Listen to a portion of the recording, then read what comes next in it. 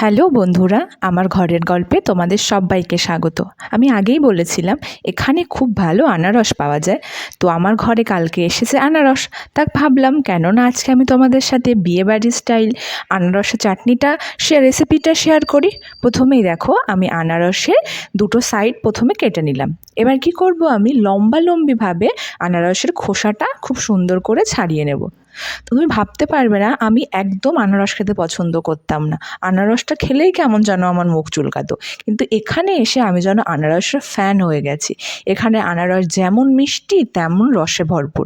তোমাদের সাথে কথা বলতে বলতেই আমার সব আনারসের খোসাটা ছাড়ানো হয়ে গেল। এবার আমি কি করব, লম্বিভাবে আনারসটা 4 টুকরো করে কেটে নেব। দেখতেই পাচ্ছ। এবার কি করব, ছুরির সাহায্যে যে চোখগুলো থাকে, যে আনারসের চোখগুলো বলা হয়, সেগুলো আমি তুলে নেব। এটা দুভাবে তোলা যায়। একটা আমি ছুরির সাহায্যে খুঁচিয়ে তুলতে পারি, আর একটা এইভাবে কেটে লম্বিভাবেও তুলতে পারি।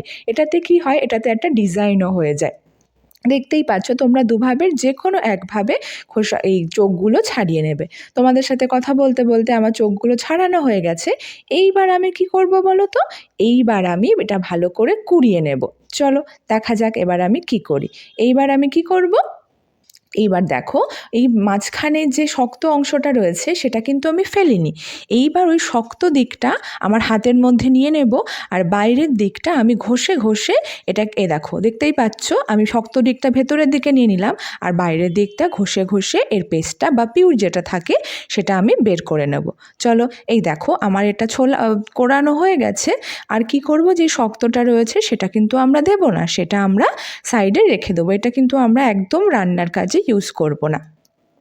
দেখতেই পাচ্ছ আমি কিভাবে করছি, আর কিন্তু সাবধানে করতে হবে, নয়তো কিন্তু হাতে লেগে যেতে পারে। দেখো, এই শক্ত অংশটা কিন্তু আমি দেব না, এটা বের করে নিলাম। এটা এবার আস্তে আস্তে আমি প্রত্যেকটাই করে নিলাম। দেখতেই পাচ্ছ আমার চারটে যে শক্তটা ছিল সেটা আমি কিন্তু সাইডে করে নিয়েছি। আমারটা কোরানো হয়ে গেছে। চলো এবার চাটনি বানানো স্টার্ট করি। প্রথমেই আমি কি করব, ওভেনটা জ্বালিয়ে কড়াইটা বসিয়ে দেব। তোমরা কি ভাবছো তেল লাগবে? একদম না। আনারসের চাটনি বানাতে একদম তেল লাগে না। কড়াইটা কিন্তু আমার ঠিক করে শুকনোও হয়নি, তার ভেতরেই কিন্তু আমি এটা কি করলাম, যে আনারসের পিউরিটা ছিল সেটা আমি দিয়ে দিলাম। এবার কি করতে হবে, এবার অনবরত নাড়াতে হবে একটা জাল আসার বা বলদ আসার জন্য। কিছুক্ষণ পরে দেখা যাবে যে ওপর দিয়ে একটু ফেনা আসছে আর বলদ এসে গেছে, দেখতেই পাচ্ছ। তখন আমি কি করব, তখন আমি এই আনারসের পিউরির ভেতরে একটু লবণ দিয়ে দেব। দেখো আমার এটা জাল উঠে গেছে, আমি অনবরত নাড়াচ্ছি। এইবার আমি কি করব, এইবার আমি এর ভেতরে দিয়ে দেব লবণটা। দেখো আমি এর ভেতরে লবণ দিয়ে দিলাম। লবণ দিয়ে কি করব, লবণ দিয়ে আর একটু জাল দেব, কারণ এটাতে তো কোনো তেল লাগে না, আর এটা বানানো খুব জলদি হয়ে যায় আর খুব ইজিলি হয়ে যায়।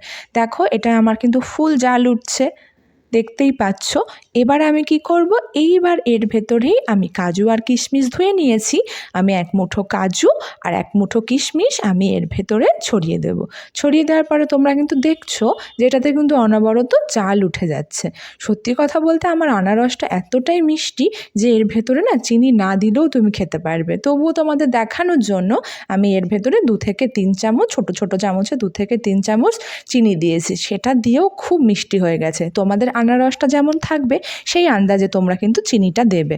চলো এবার আমি কি করব, চিনিটা দিয়ে আমি এটা খুব ভালো করে জাল দেব, যাতে এই আনারসের পিউরির সাথে চিনিটা খুব ভালো করে গলে যায় আর ভালো করে একটা সুন্দর কালার চলে আসে। দেখতেই পাচ্ছ এটা কিন্তু গলে গেছে। এবার আমি কি করব, এর ভেতরে সামান্য একটু লঙ্কার গুঁড়ো দিয়ে দেব।